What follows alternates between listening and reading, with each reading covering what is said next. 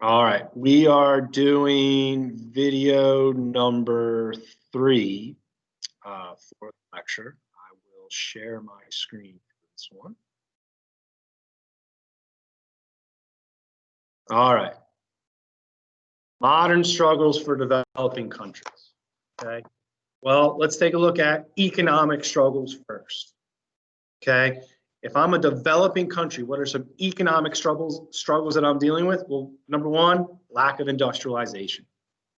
Okay, my economy, all right, probably doesn't have a very strong industrial infrastructure, meaning I don't have major industries set up like you would in first world countries.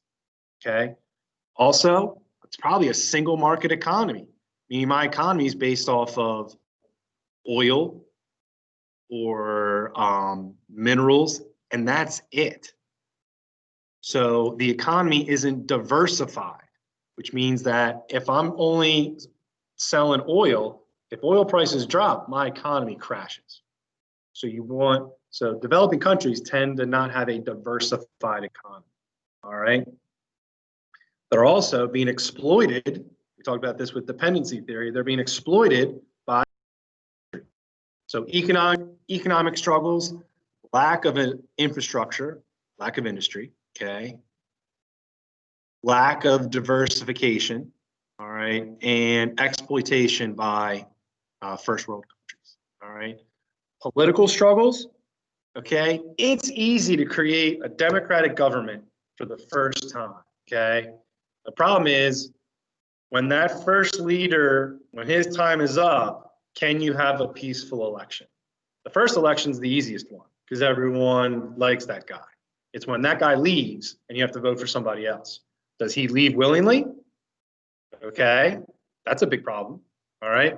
And the people that vote for the loser in the second time, are they going to be happy and follow the government, or are they going to revolt? It's that second election. So political struggles, okay, creating a lasting democracy, overcoming corruption, all right, and are individual rights being protected? Because if we get a dictator in there go our individual rights. All right.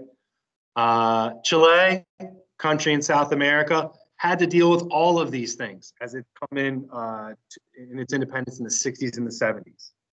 Okay. The United States and Russia both tried to influence Chile, all right, in the 60s and 70s. There's a military overthrow in the early 90s that leads to a dictatorial government in the 90s. All right. So you have the economic struggle because they're being played against each other by the United States and Soviet Union. That leads to a country that's poor, military gets fed up, overthrows it, and now you have a dictator, right, in the 90s. Not good. All right, more struggles.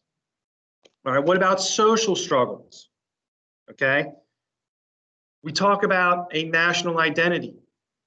Countries in Africa are drawn by imperialist countries in the 18 and 1900s, okay, based on geography, not by race or tribe or anything like that. So we're drawing country lines that have different tribes in them in Africa, and those tribes don't always get along. Well,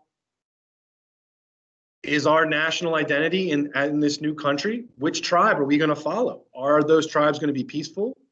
Okay. Are those different religions going to work out together or not? So you have civil wars in countries like Nigeria, where you have a heavy Muslim population in the north and a heavy Christian population in the south. Okay. You are also going to have countries like Rwanda, where you have two tribes, the Hutus and the Tutsis, who do not like each other at all and are only together in this country because another European country drew the border. That's going to lead to genocide in Rwanda. So this picture up here, that's actually, that enough is written out in bodies. Those are dead bodies. Okay, the Rwandan genocide in the 90s was awful. All right. Rwanda, an example of social struggles. Well, I talked about this, the genocide and the war, the civil war that happens because we're drawing a country's boundaries by geography with no knowledge of the tribal and social and ethnic diversities.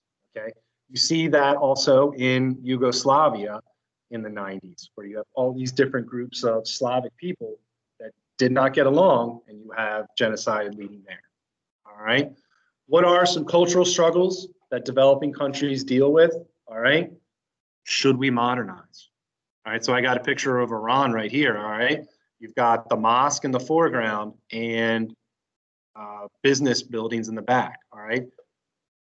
Especially if I'm Muslim, if I'm an Islamic country, do I want to modernize? Because the West isn't Islamic. Do I lose my national identity? So some cultural issues are, how can I modernize and keep a traditional ethnic identity that my country should have? Okay.